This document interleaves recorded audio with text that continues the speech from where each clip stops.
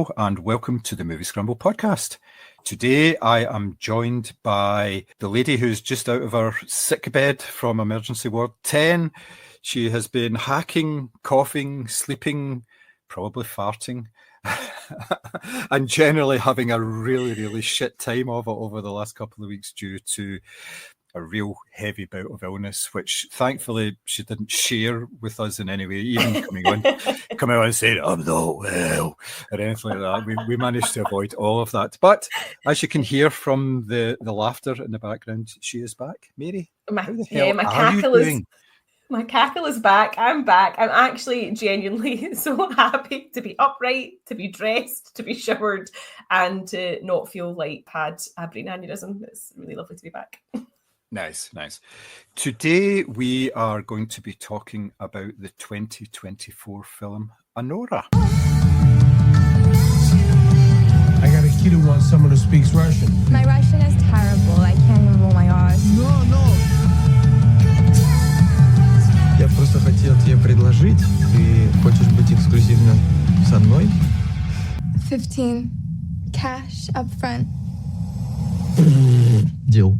This film has been about for, I would say, probably the best part of this year in one form or another. It was debuted internationally at Cannes earlier this year and won the Palme d'Or, which is quite a feat. It is a neon film, and it is, I think, the fourth or fifth neon film in a row to actually win the Palme d'Or, which, again, congratulations, quite a feat. It played recently at the London Film Festival, where Mary managed to catch it at a satellite screening at the Glasgow Film Theatre and wrote a review for the Moviescramble website that you can see at moviescramble.co.uk. The film is from director Sean Baker, who also co-produced it and wrote it as well. It is a story about a young exotic dancer called Anora, who prefers to be called Annie, who works at a club in New York City called Headquarters, or HQ, as it's commonly known, where she dances and does private dances for clientele. As the only Russian-speaking dancer in the establishment, she is told to go and entertain a young gentleman, Ivan, who is looking for a little company for himself. They immediately hit it off, and Ivan is very taken with her to the point that he insists on seeing her again and then hiring her for a week for $15,000, I think, was the agreed total, although she said she would do it for cheaper. And during the course of that week, her and Ivan's sort of entourage go to Las Vegas, and Ivan and Anora end up marrying, much to the displeasure of Ivan's parents, who are not in the country, they are in Russia. And immediately this causes a real storm in that they want the marriage annulled, and they ask Ivan's local handlers to make sure that this happens. And of course, hilarity ensues, basically. So, Mary, as I just said, you wrote a review for the website last month. It is excellent. It's very, very good. Thank you very much for that. Lovely piece of writing. What are your initial thoughts on the film? Do you know, I didn't know anything about it other than obviously it had won the big prize at Cannes. I was familiar with Sean Baker from the Florida Project, which I thought was quite chaotic and engaging for a number of reasons. So as soon as I realised it was going to be part of this sort of London Film Festival sort of satellite screening, I thought, I'm definitely going to go and give this a go, because it seems to be, the poster looks quite exciting. It's the picture of the two leads in Vegas and you've got sort of glitz and glamour in the background. But I actually didn't know anything about it. And it's a bit of a roller coaster. I mean, it's hilarious, but it's also quite, a gut punch in terms of the emotion that it delivers. It's very chaotic. It's actually quite slapstick at times, but it's very serious as well. And honestly, this is a strong contender for Film of the Year for me. I absolutely loved it, and I thought the performances were incredible. And actually seeing it with an audience who were engaged and sort of interacting with the film in terms of sort of like laughing and clapping and cheering. I mean, it was a great experience. It really was. Mm-hmm. I was a little like yourself. I'd seen very little of it apart from the occasional trailer. I had read your review and was intrigued by that because it sounded very good, and I caught it just as it was coming out in cinemas. And I would pretty much totally agree with you. It's a real roller coaster ride of a film, and it mixes a number of different genres and styles in order to get its story across. And I was totally taken with the film. I am pretty much of the opinion as well that it's really in contention up there. One of the best things that I have actually seen this year, which was a real surprise to me, which, you know, you just don't know. And it's one of these nice surprises. And I think partly because I didn't know very much about it apart from who the director was and everything. Now, the film itself doesn't really have any sort of big names in it. The biggest name, I suppose, is the actor who plays Annie, who is Mikey Madison. She has been in a number of things over the last couple of years, but she will not really be a name that is known to a lot of people. Now, in this film, she's pretty much in it all the time. There's maybe a couple of scenes where she's not in it at the most, so it is centered around her. How do you think she did? Oh, she's incredible. I mean, I've heard a lot of talk about this being her sort of breakout role and whatever, and I can absolutely see that because she completely dominates the film in a way that is so fascinating because she's totally removed from any sort of cliched, you know, I've seen comparisons to sort of like Cinderella and Pretty Women, and yes, that is kind of the basis of the story, but she's so sort of removed from any sort of cinematic cliches. She's not your tart with a heart or your hustler or anything like that. She is a very fleshed out human being, and you know, at times her character is frustrating, at times she's funny, at times she's aggressive.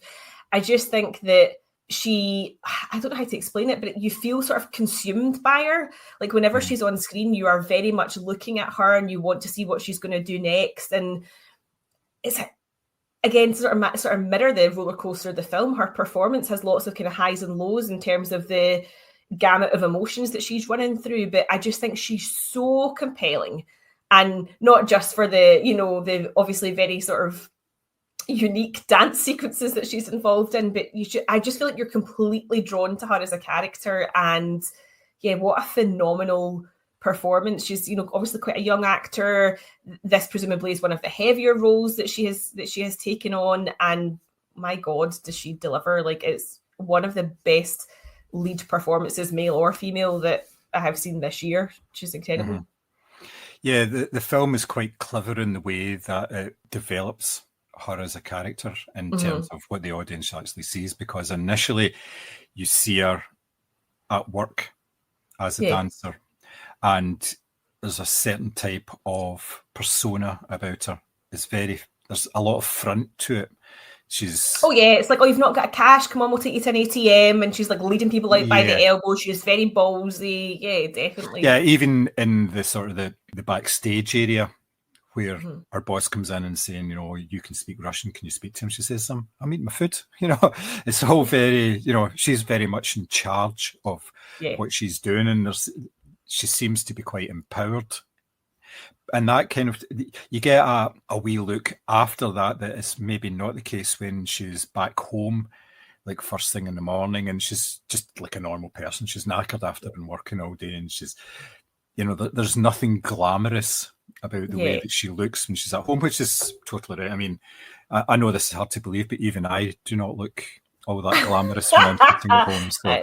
I just don't believe that. I don't believe you own loungewear. Well, it's debatable. But yeah, it's good the way that they bring in different areas to her personality. Yes. Mm-hmm. Yeah, she's as a person, she's soft and affectionate, and you see that when she's with Ivan and they're just one-on-one, because she sort of swaps all the bras and little short skirts for like big oversized sweaters, and she's just sort of leaning into him, who she is at work. I mean, like all of us to a certain extent, she has her work persona, and she has herself, and who she is at work is flashy and ballsy and strong, and you would need to be, because she obviously needs to handle herself, you know, in a room full of men who are basically pawing her for money, and she obviously can. And then when she's on her own, she's like just slightly softer. She's still got the kind of, you know, she's still got the accent that makes you think she's a wee bit sort of sassy or whatever, but she's this kind of softer character who is equally as engaging as who she is when she's at her work. Yeah, and you can see the difference between when she's at work and when she's not, because when she's at work, the way she holds herself, she's always pushing herself forward. Her face is always forward because it's almost like confrontational. She's asserting herself, she's invading other people's space and all that, because then that puts them on the back foot. So it's all kind of psychological, the way she does it. It may be just a natural reaction to the situation because that's how she's supposed to act. But it may be unconscious the way that she does that, but she only does that in these situations where she needs to actually assert control. Like she say, when she's with Ivan afterwards, when they're having their week of just sort of hanging out together, she's a completely different character as well. And then obviously she has to do like sexy dances and things in the living room for him and all that because that's what he wants to do. So yes, I felt it was a phenomenal performance and it really held the film together totally, because if you didn't have that sort of on-screen presence with the nuances that they actually brought, then the film would have been a lot duller. It would have been... Oh, absolutely. Yeah. She's so magnetic. Like there's, as I say, every time she's on screen, you cannot take your eyes off her, because even in the quieter moments, you want to know what she's thinking as a person then, as well as this sort of kind of brash kind of character that she is when she's at work. I can't imagine anyone else in the role who could have done it so flawlessly. And I think that's testament to how good Mikey Madison is. Yes, because I mean, if you think about it, the story itself is not something that's wholly original. You know, a marriage that is disapproved by parents and they try to stop it is the basis of this story. Now, that's been done so many times before, so you really need something that can help it stand out from the crowd, and I think the performance there really, really does it. And I would like to see it getting recognised in some way, but I don't know if it would. Pretty much based on the opening 15 minutes of the film, which I think Hollywood is too prudish for this type of film, whereas you can see why it's done well in the European festival circuit. This is exactly the type of film that European directors and actors would not be afraid of, but I feel like this is very much the type of film that Hollywood is afraid of. Yes, it's, if you have not seen the film, then yes, be aware there is a lot of female nudity in the first couple of minutes of the film, and it's actually necessary for the plot. It's not just been shoehorned in there.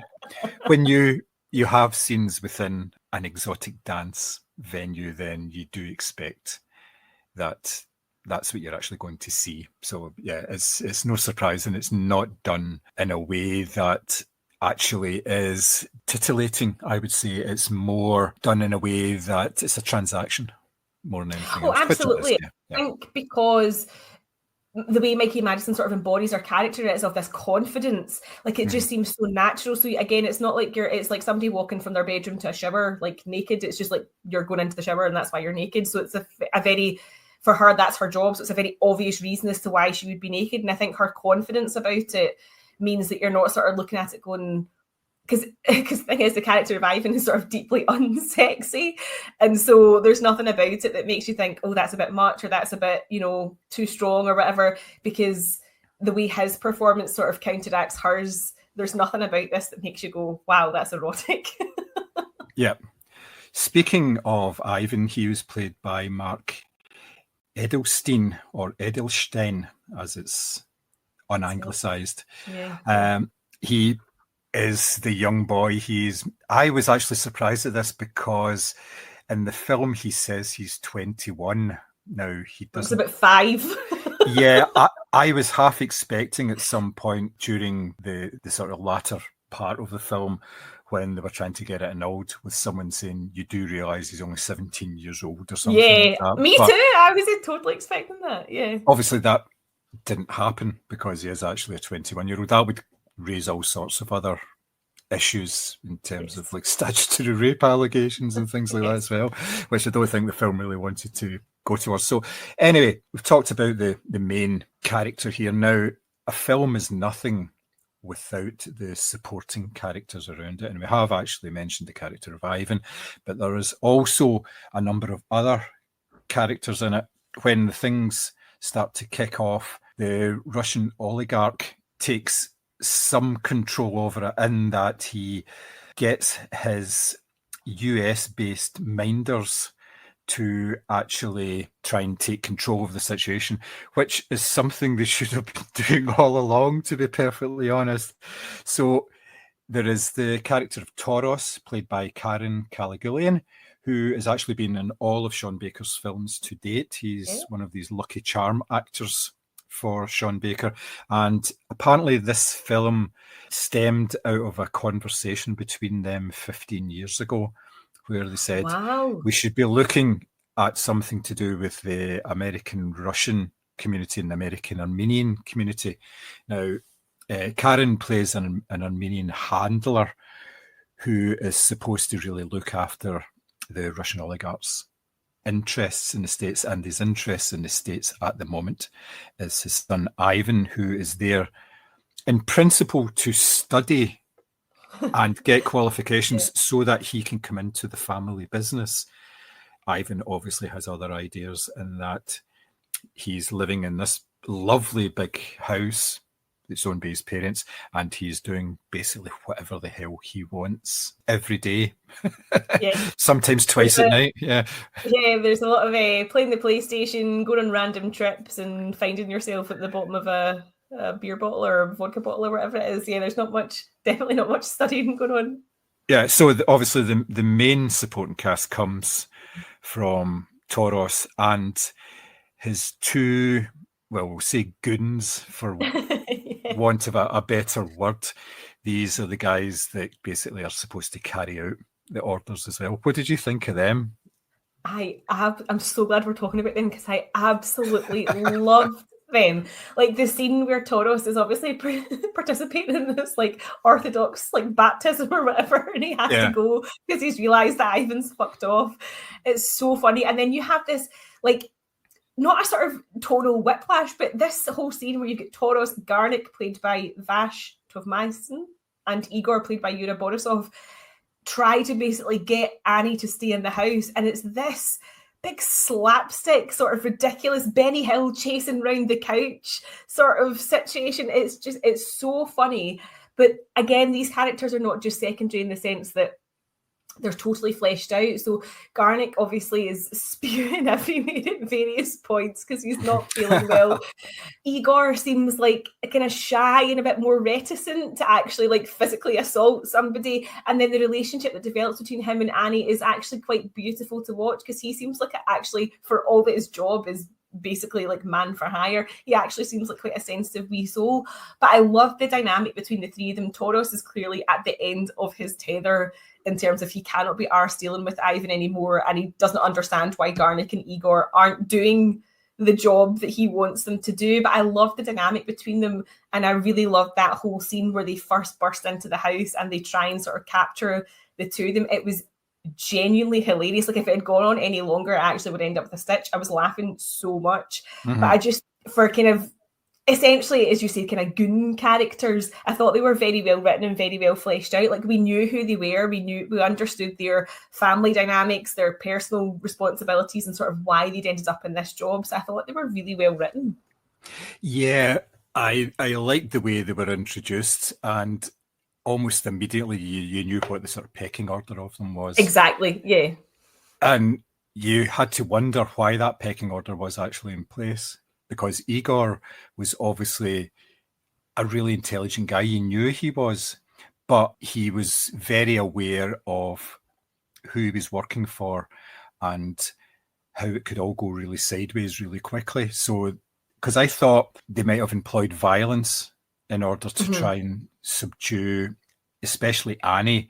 But then thinking about it afterwards, I thought, no, they wouldn't do that, because the one thing that they fear more than their boss is their boss's wife.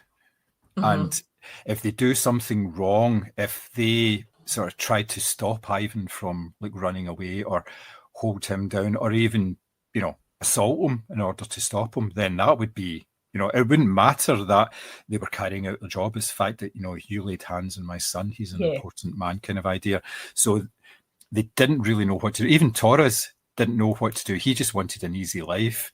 He just wanted to kind of keep things, he wanted to basically fix the messes that Ivan made and just sort of, we can sort that and it'll be okay, and it'll be the papers or anything like that. But the fact that they were faced with a live situation, they didn't know what to do. And they were looking to Torres for guidance. And he was just saying, stop them. That's all very well, but how do we stop them? How can we stop them without making sure that we are going to be in the shit later on with your bosses? So I thought that was really good. And the way that Igor did that was, he said, well, I'm third in the pecking order. I will do whatever you say, but I'm not doing anything else. I'm not going to take any initiative here. And he left that to the other guy, and he was the one, obviously, that ended up getting concussed and getting all sorts of things happen to him, which was particularly hilarious at the time. It was unexpected, I thought, as well, because you expect these guys to have a certain level of professionalism about how they do things, but there was no professionalism in the way that he tried to stop Annie at all. It was really honestly funny. The scene where they had tied her up with the telephone cord or whatever, and she's sitting on Igor and she's like, well, he's obviously going to try and rape me, and that's like, he's like, no, absolutely not. And he's like trying to like show that he's not going to, and he's so appalled that she suggested this. But again, she's looking at it the way we as the audience are looking at it, going, oh, these are basically men for hire. They're obviously going to beat the shit out of the two of them. But actually, they were trying to sort of take a diplomatic approach, which obviously didn't work. Yeah, I think part of that was to do with the fact that, like, Torres realised at some point they were going to have to stand in front of a judge in order to get it annulled. Now, if both of the people were trying to get it, both of the people involved in the annulment are standing there with bruises and blood on their faces, then it's not really going to be a good look in front of somebody from the law, is it? So, I thought it worked particularly well. And then, obviously, in addition to those characters, you got the mother and father coming in as well with the second half of the film. Now, did you think it was a good introduction to those characters? Absolutely. Honestly, the minute I clapped eyes on the mother character, I was like, she is a bitch. Like, you just knew immediately. And the dad, for all that he was sort of wanting his son to get into line and essentially take over the family business and grow the fuck up, basically, he was kind of chuckling away at some of the antics that his wife found so horrific, whereas she was very, and I don't know if this is maybe how it works in Russian society, because obviously I don't know about it, but she was very concerned about sort of place, and she couldn't have her son marrying someone who she deemed as lower. And the business was important, her reputation was important, and obviously looks were important as well. She had that sort of kind of Ivanka Trump thing going on, with the sort of quiff and the blonde hair and the big fur coat. So her position was very, very important to her, and she was someone who you kind of got the feeling she maybe didn't come from money, and that's why she was clinging on to everything that she had, because she was super dismissive to everybody that she didn't think was on the same level as her. And in a way, part of me wondered, did you start off like Annie and that's why you hate her so much, because she was just so vile? But I mean, a brilliant introduction to them as a couple. And you can kind of see in a way how Ivan has ended up so sort of like fucked up and petulant, because that's, you know, his dad's obviously working and his mum's obviously spending the money, and neither of them are paying attention to him. Yeah, the only attention that he's actually getting paid is with respect to his future as in getting involved in the business. So he's obviously in New York to study in order to get some sort of business background so that he can go back and work. So it's almost like his whole future is mapped out for him, and you can see that that's a very sort of driven mother that's doing that. This is partly his father, but his father's more in the background. He seems to be more sort of the figurehead of the organisation. His wife is really the brains that's keeping things going, because, like I say, it's all about reputation with her. She doesn't want her son to be in US newspapers and gossip columns, having been married to, well, what they were calling a prostitute as well, which obviously Annie took great umbrage at, which I thought, quite right, you know. So she was trying her best to like speak Russian to the mother, and you know, try to make out that she was quite like a nice person and everything, but then the first thing that happens is she calls her a prostitute to her face, and she goes, "What?" And they kind of all kicks in a off from there. way, I thought that was so sad because it was like you could tell that Annie sort of, as much as this kind of started off as, oh, I'm marrying a rich guy and woohoo and all this sort of thing, you could tell that she genuinely wanted him to sort of stand up for her. Like she wanted Ivan to sort of put his mum in her place, which was obviously never going to happen. And her attempts to sort of speak Russian and sort of say they were going to be a family, I found quite sad because it was like she did actually want this and she wanted a family and maybe that sort of stability.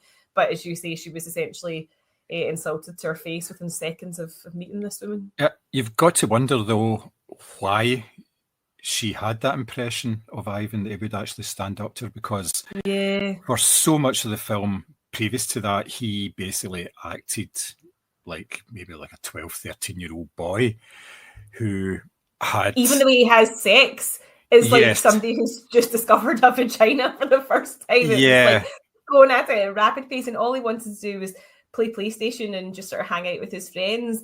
But then I think maybe because she was obviously a grown-up and knew how to handle certain situations, she expected he would be the same just because we were kind of age with each other. But he was just a child, an absolute child. Yeah, it was very telling, the scenes where he was more interested in playing the PlayStation than actually spending time with someone who he had paid $15,000 to have with him. So she was expected just to sort of like, you know, snuggle up on his chest and watch him playing whatever tell game how well he'd done. Yeah. Oh, you're doing really well, and all this sort of stuff. I did sort of look to Chris when that was happening. I was like, And probably we say like that. Yeah. Because anytime I come up and he's gaming, he'll be like, "Oh, I've just defeated this. Do you want to see it?" I'm like, "Sure." So I did a wee chuckle at that to myself. But yeah, I kind of felt sorry for her because I thought she actually wanted him to sort of say, "No, we love each other and this is genuine," and he really let her down. He just became a sort of petulant wee idiot. Yep. You mentioned there a little about like customs, and obviously this is based around Russians and Armenians. Now, do you think there was a certain disconnect for most of the audience because it was to do with those? Is there things that we probably missed in terms of sort of cultural themes in here? Yeah, I mean, we probably have missed some stuff, but I think the social structures are quite clear. Like, as you said, even within sort of Toros's little group of men for hire, it's clear that sort of Garnick is the second and Igor's the new guy who's third or whatever in terms of the hierarchy. And they obviously make it clear in the very short scenes that Ivan's parents are in who rules the roost there as well. And as I say, the way that Ivan's mother presents herself is obviously somebody who has worked to where she's got to, and she's going to stay there by hook or by crook. And that's really obvious, I guess, in terms of obviously the sort of pressures of Russian society or what it's like to be a Russian business owner. We're obviously not familiar with that. But I think there's enough depth there in terms of the way the characters are fleshed out, the sort of fleeting moments between, you know, maybe characters just making eye contact with each other, or, as I say, the way the mother in particular presents herself.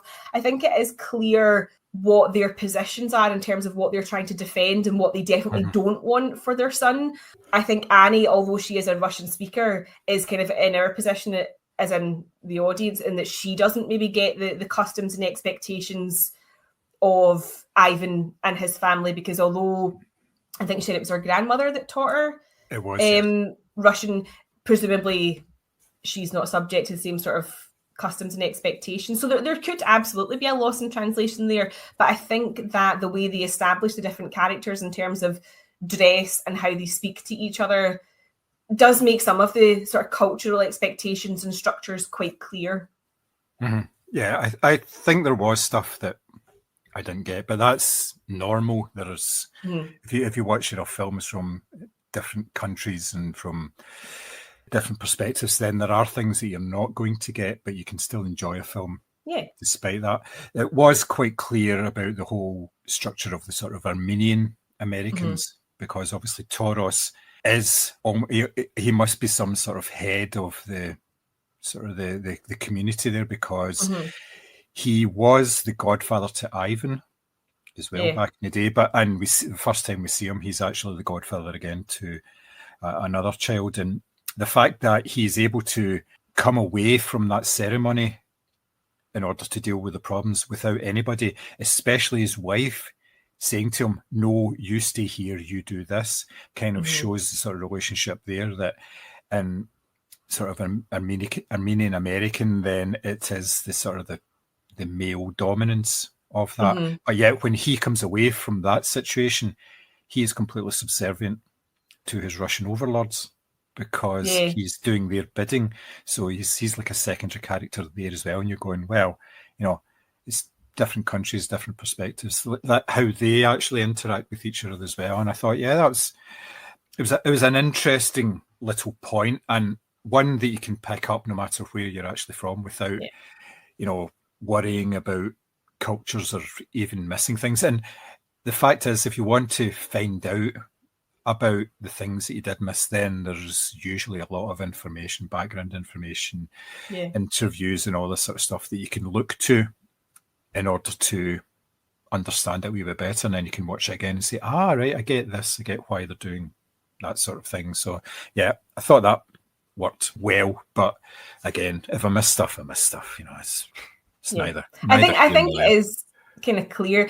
Taurus is a sort of interesting character in the sense that he seems to obviously be this sort of business overlord within his own community and competent in that sense, but when he is sent to deal with his boss's problems, he suddenly becomes slightly incompetent and can't quite live up to perhaps his reputation with his own community. So there's a sort of interesting dynamic switch for him, and that he goes from being sort of the big boss and the man who can bless your children and all the rest of it, to somebody who's just dealing with this 21-year-old wee fanny who won't do as he's told. So yep, you should have that as a tagline for the film. So the film itself, we've talked about the actors and everything like that. What did you think about the way that it was presented on screen, sort of the sort of style of it? Now, Sean Baker is a stylistic filmmaker. He's done various things in the past, but not stuck to them. He's not dedicated himself to one particular style of film. And I think that kind of showed here. I think this is his 7th or 8th film. So he's kind of mixed things up a wee bit. Whereas like for the likes of Tangerine, it was highlighted that the film was shot on iPhones. And it was shot very quickly. And it was obviously lots of, well, with iPhones, it is handheld, obviously, I was going to say. But it felt that sort of way. It was very sort of kinetic. It was always on the move and stuff like that. Here, there's a bit of a mixture of it. What did you think about the way that it was actually sort of put together that way, and the sort of styles that was actually employed? Yeah, it definitely feels like a lot bigger than any of his sort of previous works, just in terms of the kind of the scale of it. And in a way, it's kind of flashy and exciting on a sort of Vegas style scale. So kind of funny that they end up there, because it is very sort of, the opening scene is all like glitter and erotic dances and sort of club music and all that sort of thing, but it's also really intense. Like I felt like the camera work was quite often, especially in those opening scenes, like you were basically sitting on somebody's lap watching them getting dance on or whatever. So I felt like the camera work was quite interesting in the sense that it often really put you in the place of the characters. And then you've got that intensity that then opens right up, because when we get into Ivan's house, it's obviously designed to emphasize, space and how wealthy this family is. And so the shots really pulled out. There was quite a lot of scenes where him and his friends and Annie were maybe around a kitchen island, but the camera was completely above them. So you were just getting this sense of scale. And then back when Annie meets his parents, it's all very closed in, and you're basically sitting next to his mum on a really tense flight back to Nevada again. So I thought that he really played around with sort of scale and intensity to sort of emphasize what the characters were going through at that particular moment in time. But it also felt, just as a whole, a lot grander than any of his other stuff. I still think it has the sort of chaotic kind of movement, like the camera often follows Annie in particular around, and sometimes she's running down a street or whatever, and you're kind of thumping after her. And certainly when there's all the chaos going on with the Russian goons, you're following them in a sort of quick frenzied motion as well. But I would say that it's probably a bit more smoother than some of his other stuff in terms of its, as I say, there's just something a bit more sort of polished looking about this. And that's not to say that his other work's not really good. It is. He's a very interesting director, but this certainly feels more sort of scale than his previous works. Yeah, you can tell that he's been given a bit more license and probably a bit more money as well in order to put this together. So yes, it is a bigger production, and he's used some quite interesting techniques. I think it was a couple of 360 sort of bits in the film as well, which is always nice because those are really difficult to actually pull off, those type of shots. And there was one, I think, where the camera was actually mounted on the bonnet of the car as well. Yeah, I saw the traveling through. Is that not when he spews? I think it is. Actually. Yeah. So that's there was ones on the inside and ones on the outside as well, I think. So, and it kind of mixed it up to an extent that there was a lot of different styles, but the styles fitted the scenes very well. Yeah. They weren't just done because it was like, oh, we have to have this particular type of scene shot in this way, and then we need to have that. You know, it was done to complement the story and the sort of plot beats and everything as well. So yeah, it was very, very cleverly done. And a lot of it was kind of grainy as well, because the film was actually shot on 35mm film rather than like digital. So because sometimes they do it on digital and then process it so it looks a wee bit more grainy and everything. But this was actually shot in that way, and it was done in such a way that it looked even more grainy. So yeah, I felt that in Vegas in particular. I felt that looked sort of like kind of like almost sort of. I actually thought it had gone through a treatment actually. Yeah, so that's interesting to note that it was just shot that way. It's a part of a camera technique. It's a way like they change the way that the film actually goes through the camera, so it's a wee bit off. So therefore, it does look a wee bit grainier and everything. It is a technique that's been used like a number of times, but it was intentional the way they did it, and I think it was done to show that even though they were on this sort of glamorous trip to Vegas, it was kind of seedy still. You know, yeah, it was reality is different. Yeah, the reality is it's a bunch of like sort of early 20s kids like messing about in Vegas, and the only reason they're getting away with what they're actually doing there is because they've got lots of money, and they're because you saw like when they turned up at the hotel and the room wasn't ready and all this, you know, the room will be ready shortly, and they were just like, he was just like, wait, you know, come on, what are you doing, all this? And the manager was very pleasant, and yes, we'll get it sorted for you right away. But as soon as they moved on, he was like, oh, for fuck's sake. Yeah.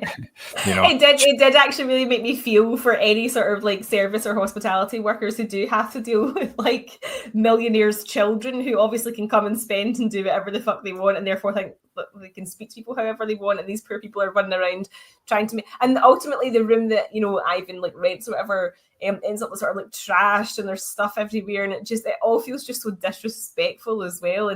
But he doesn't have any notion that he's being disrespectful. He's just there to spend money.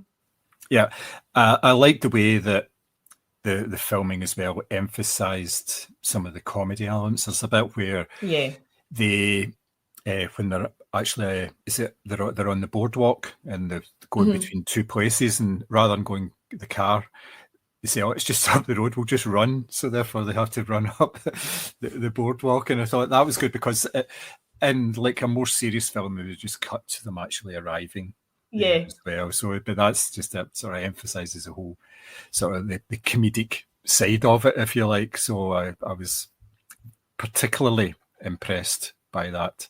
So having spoken about that, what did you think about the pacing of the film, the way that it was actually put together? I think it flies in. Like, I think it's a really well put together film. And it's funny because I feel like I've watched a bunch of films recently, Ambulance, where I've been like, this needs, you know, half an hour chopped off, an hour chopped off, whatever it is. Or, oh, I feel like that really dips in that section. Where this has no dips, no pacing issues. It plunges you right into the story. The characters are super well fleshed out. And it's just a really well put together film because tonally it is quite all over the place. Like, there are moments that are really serious and really sad, but there's also moments where you're sitting there pissing yourself laughing, but they're never to the detriment of each other or to the detriment of the pace of the film.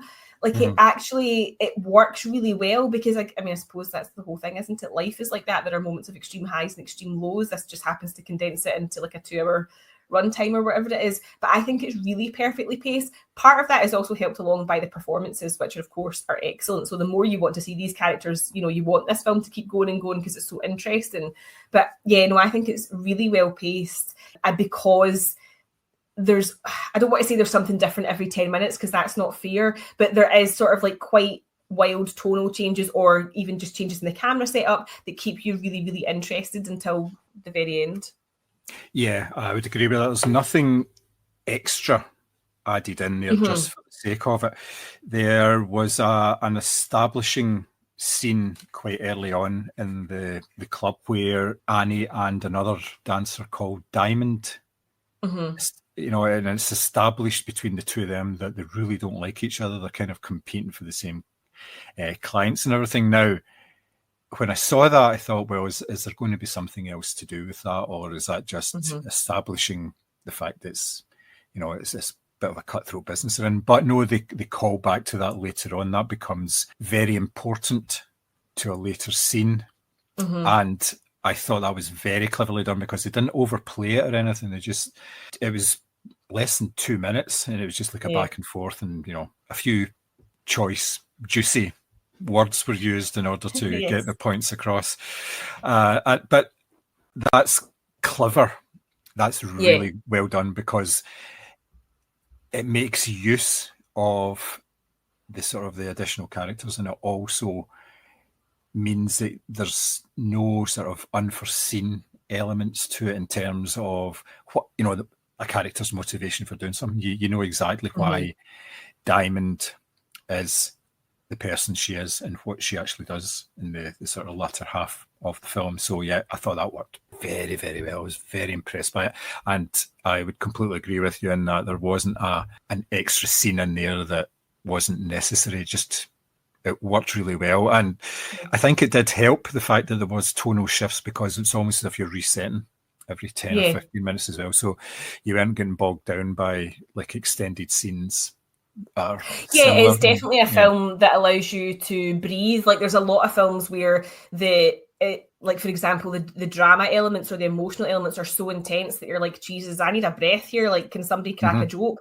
Whereas this film really plays around with tone and with different types of scenes. So even when things do become a bit sort of heavy or emotional or uncomfortable, you know you've got that undercut coming soon where it's going to be a little lighter, you know, a little bit of slapstick or whatever it is. And that's almost kind of reassuring to know, is that you are getting those chances to sort of breathe in and out of different scenes.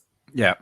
So what's your favourite scenes? What's your highlight? Oh gosh, do you know, I'm torn because I really, really loved the scene where Garnick and Igor tried to tie Annie up, and that just became she was like a bucking bronco. It was phenomenal.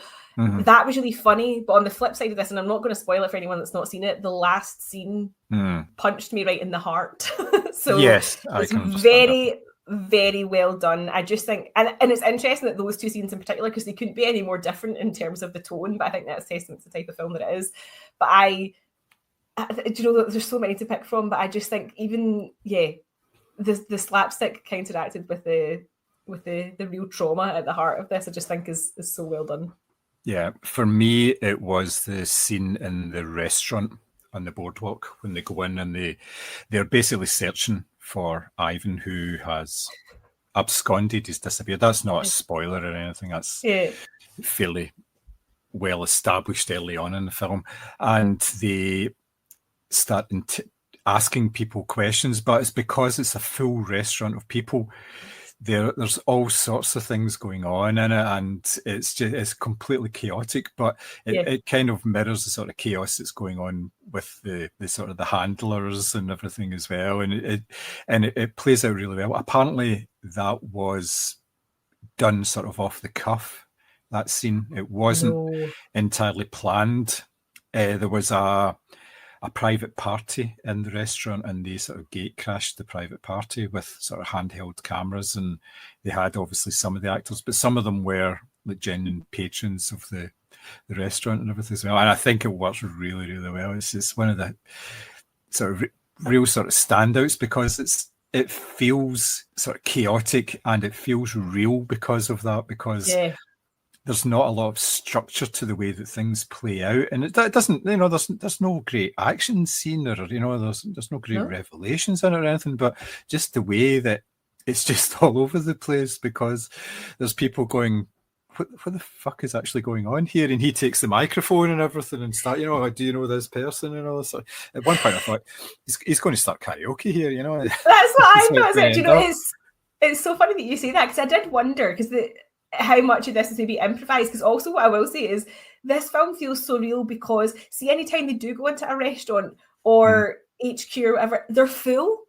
So now in films, obviously, when you have setups and it's like you can see there's no tables round about in use, whereas this was all like full on, and as you say, there was a party in full swing. So, but I think that's why it works so well, is because they are right in the middle of these very busy establishments, as they would be, like, on a Friday night or whatever it is. So that is hilarious, though. I cannot believe the gate crashed a party. That's phenomenal. Yeah, it's pretty decent, isn't it? So, in your review, you started off with the mention of a certain British middle-aged pop band. Take that. What did you think? Was that a surprise? And what did you think about the music and stuff that was actually in the movie? Oh, I thought the soundtrack was incredible. I just did not anticipate that Take That As Greatest Day was going to be a stripper song. And I actually cannot stop listening to that remix. It's so good. But I thought the soundtrack was excellent. I liked, again, so sort of what I was saying about how like the clubs and stuff were full. I like the fact that they were sort of fleshed out in themselves, that there was always music on. It was always exactly the type of music you would anticipate in a erotic dance club. It was all sort of like kind of thumping techno. And then I liked sort of in the quieter moments as well, where it was just, you're allowing the characters to sort of do their things. I think that there's a lot of scenes that are kind of drenched in sort of like neon or glitter or sort of Vegas lighting or whatever, and the music that they choose to go with that is just absolutely like spot on. It's exactly what you want from that type of scene. But yeah, Take That Greatest Day techno remix, that might just make it to my Spotify Wrapped. There isn't an official Anora soundtrack album, I don't believe, but there is a playlist on Spotify which lists all the songs that were actually in it, and yeah, there's a lot of thumpers on there. So including Tattoo, which yes, I think I would hear that again. Yeah, that was so funny, because I had recently, I can't remember what it was. It was like, it must have been a certain anniversary of that song being released, and I remember watching an interview with one of the girls, because she's changed quite remarkably, and so that was in my head. And when that actually appeared in the film, I was like, no way, I have just read about this. So yeah, I mean, honestly, makes complete sense though, because they were obviously Russian tattoos. Yes, I kind of got that. I thought that was pretty good. It was pretty decent. So I've asked a number of questions here, and you provided some very beautiful insights. Is there anything you think that I've missed? Anything else that you want to sort of bring up with regards to the film? No, I really hope that it does get the, outside of obviously winning the Palme d'Or, which obviously is a very huge honour, I do hope that, Hollywood takes its rosary beads off for 5 minutes and actually looks at this and sees what a great piece of cinema this is in terms of the writing and the performances in particular. I think it would be a real shame if this was overlooked. And I would also like to see more of Mikey Madison in the future. She is really, really compelling. Yeah, I think, as you said, this is her calling card for the majors. We'll see an awful lot more of her, and hopefully in roles that are as good as this, rather than her getting offered the next 20 films featuring a stripper or an exotic dancer, which unfortunately tends to happen when somebody gets a very well sort of established character role.